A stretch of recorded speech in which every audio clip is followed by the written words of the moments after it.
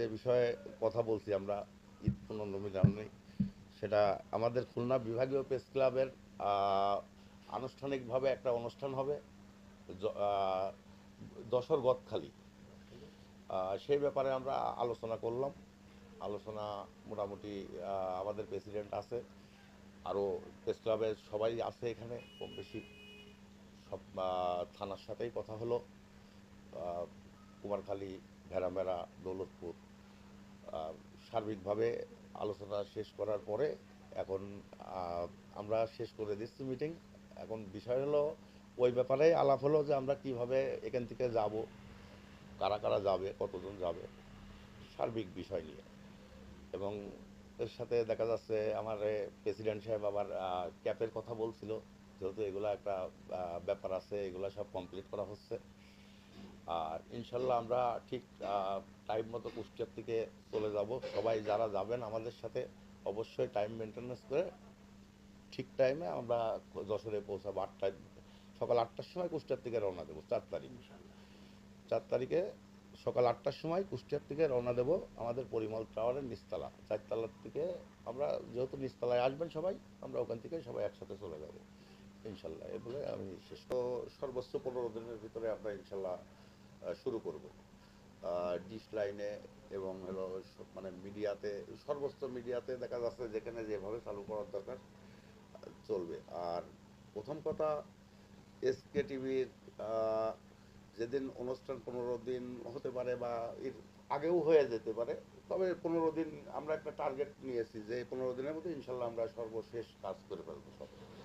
যদিও আমাদের studio ready হয়ে গেছে এবং ম্যাক্সিমাম কাজকাম শেষ, তারপরেও আমরা একটা একটু লম্বা টাইম নিয়েছি যাতে সার্বিকভাবে কাজকাম শেষ করে, যেহেতু আমাদের এসকে টিভিতে যারা যারা যুক্ত থাকবে তাদেরকে কার্ডের ওই দিনই আমরা একবারে কার্ড দিয়ে দেব যে আমাদের সাংবাদিক যারা থাকবে জেলা উপজেলা।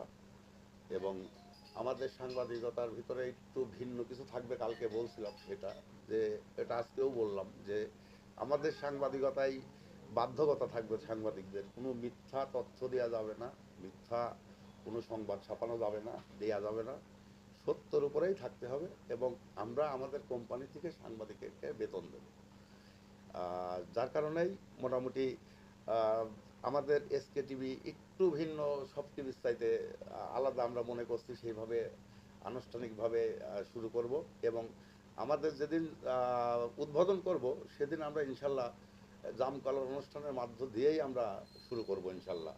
তবে খুব শীঘ্রই দেখতে থাকেন ইনশাল্লাহ, আমরা এসকে টিভি শর্ট টাইমের ভেতরেই আপনারা সম্প্রচার দেখতে পারবেন সার্বিকভাবে ডিশ লাইনে, মোবাইলে, অনলাইনে, যেভাবে যেভাবে যে দেখবেন সেভাবেই দেখতে পাবেন ইনশাল্লাহ বলে বক্তব্য। যেহেতু আমাদের কুষ্টিয়া সাংস্কৃতিক রাজধানী, বাংলাদেশের ভেতরে এমন কোনো জেলা নাই যে লালনের জন্য কুষ্টিয়াকে চেনে না। সর্বোচ্চভাবে লালনের জন্য বীর মোশাররফ আছে, রবীন্দ্রনাথ ঠাকুরের বাড়ি আছে। যেটা বিষয়টা হলো এখানে যেটা নিয়ে আমাকে বলা হলো, প্রশ্ন করলো, সেটা লালন শাহ নিয়ে। লালন শিল্পী আমাদের কুষ্টিয়াতে অভাব নাই, প্রচুর শিল্পী আছে লালনের, কিন্তু শিল্পীগুলা মানে সেইভাবে সুযোগ পায় না কোথাও। যেহেতু আমরা এসকে টিভির মাধ্যমে যারা তৃণমূলে যে শিল্পীগুলো আছে, যারা কোনো সময় সুযোগ পায় না, অবহেলিত, আমরা তাদের নিয়ে এসে প্রতি সপ্তাহে সাপ্তাহিকভাবে একটা চেষ্টা করব যে শিডিউল করে অনুষ্ঠান করার, যে লাইভ করে, যে আহ, এই শিল্পীগুলা যাতে একটা পরিবেশের পর আইসে দেখা যাচ্ছে শিল্পী হতে পারে। যেহেতু শিল্পী এরা ঠিক আছে নামে, অনেক ভালো ভালো শিল্পী আছে যারা ভালো গান গায় কিন্তু তাদেরকে সুযোগ দেওয়া হয় না। আমরা চেষ্টা করব তাদেরকে সুযোগ করে দেওয়ার জন্য।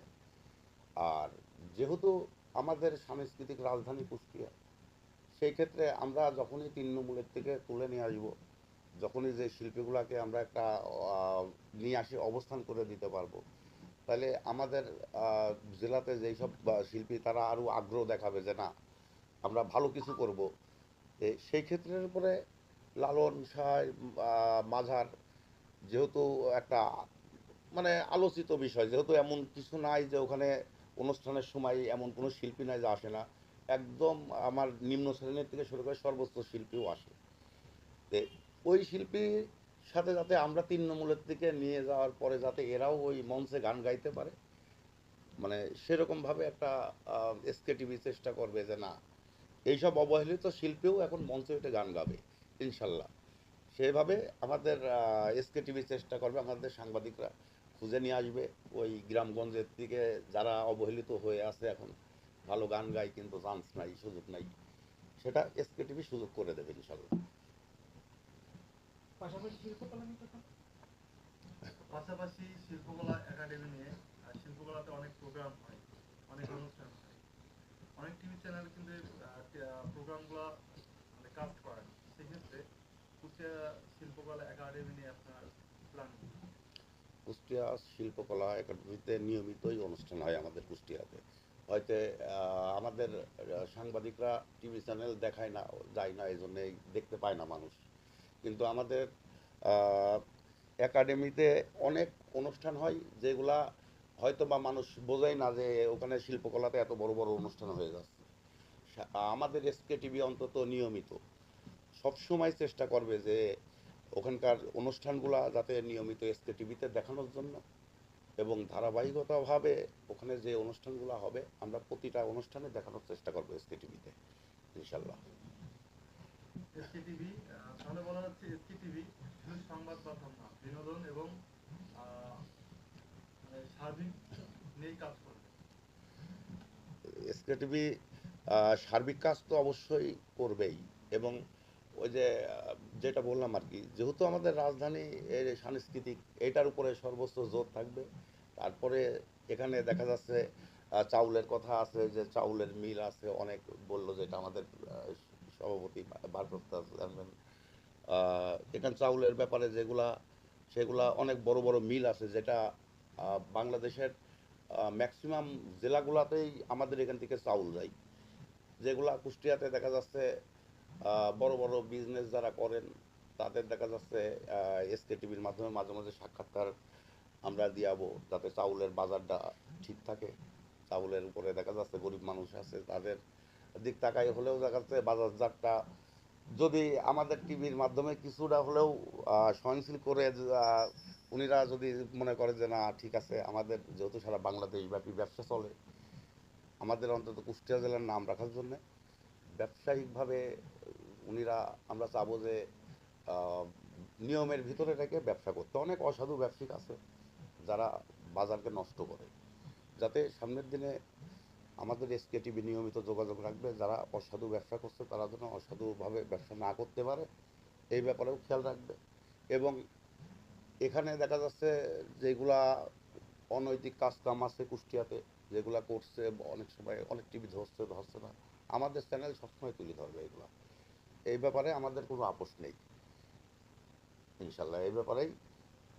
শাখার যুগ্ম সাধারণ সম্পাদক সহ উপস্থিত আমার সুযোগ্য সাধারণ সম্পাদক জনাব খন্দকার সোহেল খন্দকার, এবং উপস্থিত আছে যুগ্ম সাধারণ সম্পাদক জনাব খালিদ বিন শওকত সহ অন্যান্য আমার সহকর্মীবৃন্দ, আসসালামু আলাইকুম। আগামী 4 এপ্রিলে যশোর গদখালিতে আমাদের ঈদ পুনর্মিলনী এবং সাধারণ সভার যে প্রস্তুতি চলতেছে, সেই প্রস্তুতির আমরা আমাদের কুষ্টিয়া জেলার সদস্যবৃন্দকে নিয়ে আমরা আলোচনা করেছি। আলোচনায় আমরা কিভাবে কখন যাব, কয়জন যাব, এই ব্যাপারে আমরা, আমার সেক্রেটারি সাহেব বলেছেন, বিস্তারিত আমরা আলোচনা করছি। তো যাই হোক, আনন্দের বিষয় যে দীর্ঘ 1 বছর পর আমরা 10 জেলার থেকে এক জায়গায় হতে যাচ্ছি আমরা। এটা আমাদের একটা খুবই সুন্দর একটা প্রোগ্রাম, যেটা আমাদের সংগঠনকেও এগিয়ে নিয়ে যেতে সহযোগিতা করবে, এবং আমরা মনে করি যে এটা 10 জেলায় একটা সেতু বন্ধন তৈরি হবে এটার মাধ্যম দিয়ে। তো খুলনা বিভাগীয় প্রেস ক্লাবের সভাপতি সাহেব কে আমাদেরকে কিছুটা সবসময় একটু সুযোগ দিয়ে থাকেন কিছু করার, তো আমরাও আমার সেক্রেটারি সাহেবের সাথে আলাপ করে আমরা যতজন এই 10 জেলা থেকে যাবে, সম্ভবত এক এক জেলার থেকে 5 জন 6 জন যাবে, সর্বমোট হয়তো 60 জনের এস্টিমেট করা হয়েছে। তো আমরা ঘোষণা দিয়েছি যে 60 জনের ক্যাব আমরা আমাদের কুষ্টিয়ার তরফ থেকে আমরা এটা দিব, সবাইকে একটা করে ক্যাব দিব। ওখানে আবারও প্রশ্ন উঠেছিল একটা যে জার্সি গেঞ্জির কথা, তো অ্যাট এ টাইমই দুইটা জিনিস অনেকেই আবার বললো যে দরকার নেই, আগামীতে হয়তো আমরা আমাদের গেঞ্জিটার ব্যবস্থা করব। তো গতকাল আমাদের জুম মিটিংয়ে এই আলোচনাগুলো হয়েছিল, যেটা আমি আমার সদস্যদের সবাই তো আর অ্যাটেন্ড করেনি, আমি সেক্রেটারি আমরা অ্যাটেন্ড করেছিলাম।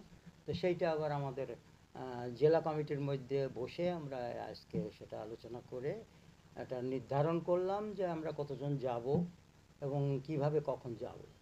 সেটা ইনশাল্লাহ আমরা আগামী 4 এপ্রিল সকাল 8টায় আমরা ইনশাল্লাহ রওনা দিব। 11টায় যশোরে গদখালিতে মিটিং শুরু হবে, তার আগে ইনশাল্লাহ আমরা পৌঁছে যাব। তো ধন্যবাদ খুলনা বিভাগীয় প্রেস ক্লাব এর সদস্যবৃন্দ।